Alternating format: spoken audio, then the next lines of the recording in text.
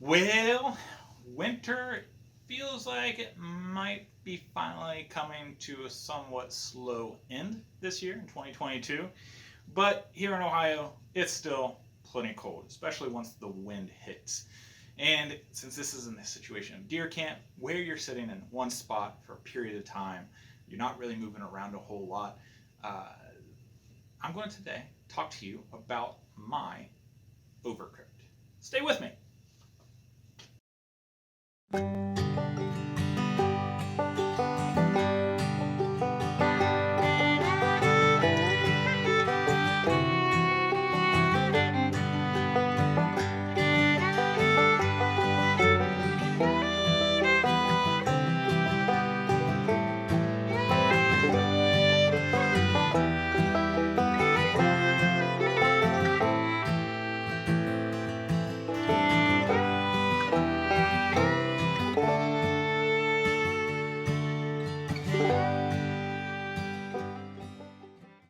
All right, so you might be thinking, Mr. Dyer, why are we talking about an overcoat? Isn't an overcoat the same thing as a coat?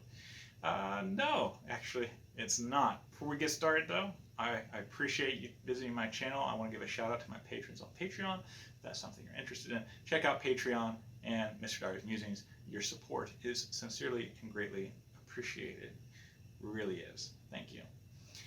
All right, so this coat that I'm wearing is an overcoat, and it was used by the U.S. military in World War I, primarily by motor pool drivers, or the guys who drove the trucks and drove the vehicles out in the field, because there weren't very efficient fuel systems in the early 1900s that provided heat.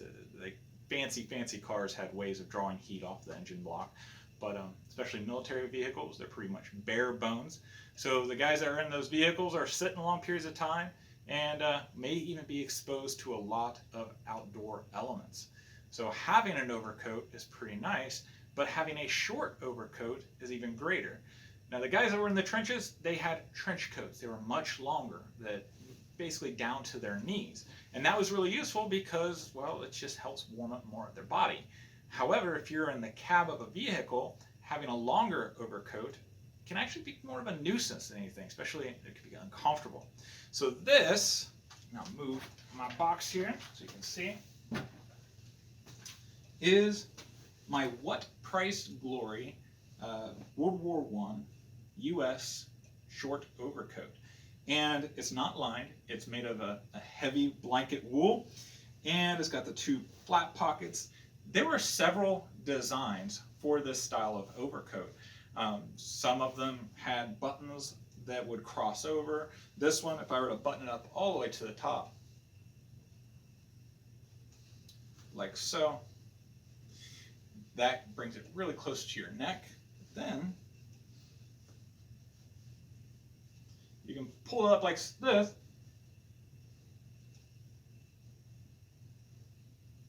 and with a hat or a helmet, you really aren't exposed to the cold weather.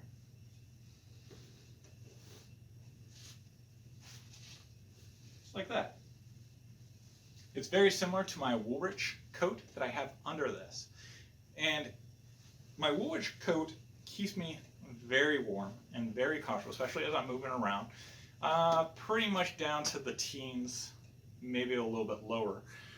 But as soon as I stop moving, as soon as I sit down or I'm solitary, like I would be in a deer blind or a deer stand, that wind can really start being felt, right? Because I'm not moving around, my circulation isn't moving around.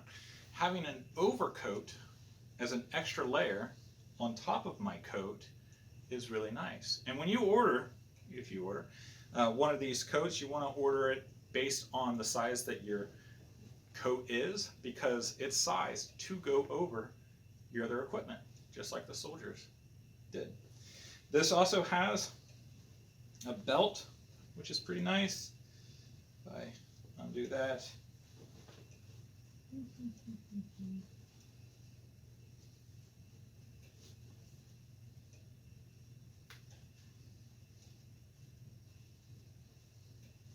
like so, then it helps keep everything together. I like this belt because when I'm on the hike or something like that, I can put my belt knife right here, or some other accessories that you would normally keep on a belt. That way you're not fumbling around lifting up your coat to get to it. So this acts as your accessory belt. And these side belt loops to offer support for that area that's most needed is really nice as well. Um, so it's not just decoration, it's there for utilitarian purposes as well. You can get to the stuff that you need to. And the flaps in the pockets are nice and deep, so you can keep a lot of your necessary equipment, much like your trench lighter, a pocket knife, your compass, whistle, things like that. Again, that way you don't have to dig into your coat to get to it. It's right there. Now real quick, before we get any farther, I take this off and I show you some other features. If this video was useful to you so far, if you liked it, if you found it interesting, please do me a favor, go ahead and click like. That way other people find it, and it can be useful to them as well. It helps support the channel. Really appreciate it. Again, if it's of value to you, please click like for me. I appreciate it. All right, so let's take this off and show you some of the nice features. Now, again, this is from What Price Glory, and I have my affiliate link below. They sell out of these coats all the time really quickly. So if you are one of the unfortunate ones who aren't able to snag one, he does runs, and just let him know that you're interested in getting one, and as soon as they come available, the gentleman who's responsible for What Price Glory, he'll let you know that it's in. So that's what happened to me. My wife got me this for Christmas. I've been wanting it for a year or two, and my size was out. I'm a big guy, and it finally came in, and she was notified. All right, so as you can see, there is no lining. So this is 100% wool, which means it's going to hold its heat, even if it's 80% saturated with snow or rain or what have you. It has a nice big coat hook loop. There's no inside pockets, none whatsoever. But this was designed to go over the soldier's main uniform coat, okay, his utility coat, which as an American soldier during World War I was made out of wool as well, much like my Woolwich coat here. So if you're a sportsman or a scout, the scouts in the early 1900s sold the exact same style of coat. But that was pretty common. In my earlier videos on the Scout series, the Boy Scouts of America adopted their uniforms off of the style of the U.S. military, down to the jackets and the pants style and everything else. It was somewhat of a paramilitary youth group. It's not how it is today, but that's how it was. And it just made sense for a kid who is going outdoors a lot. The soldiers, military, they field tested their gear. So really, a lot of your outdoorsmen would use military surplus. It was field tested, it was durable, it would work, it was warm, it had everything that you wanted it to be. So it was a very nice option. Okay, so as you can see, I have my coat on.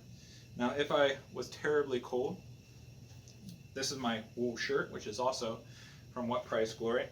I'd have a vest on. I don't like sweaters. Sweaters tends to bind up my arms, so I like having a wool sweater, or no, sorry, a wool vest or some type of vest to help me keep my internal center mass warm.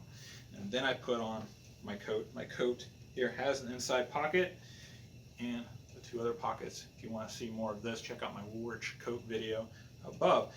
So as you start moving around in the winter and your blood's pumping and you really don't need all these layers, what you do is you start opening up. You can open up your collar, you can open up the entire center and just kind of air it out. And if I had this one underneath this, then I would do the same thing. I'd open up the collar, let more air escape. You don't want to sweat when it's cold weather. And if I was still getting pretty warm, I'd open up the center, and that's going to allow circulation to hit this area. And then my vest, if I had my vest. Now, once it gets to the point where I'm sweating and I have all this stuff open, Then I take off my coat, and then I take off my other layers, and I pack it away and use it. And then when I get to the blind or the campsite or what have you, if I'm sitting around, not doing a whole lot, not doing mobile things, then I start adding them back one by one. Not all at once. Add one, get used to it, and I add on the other. But this World War I short coat is awesome. It's very warm. I've taken this out in the negative teens here in Ohio this winter, and it's been perfectly fine. I've stayed completely warm. I never felt a breeze, never felt terribly cold.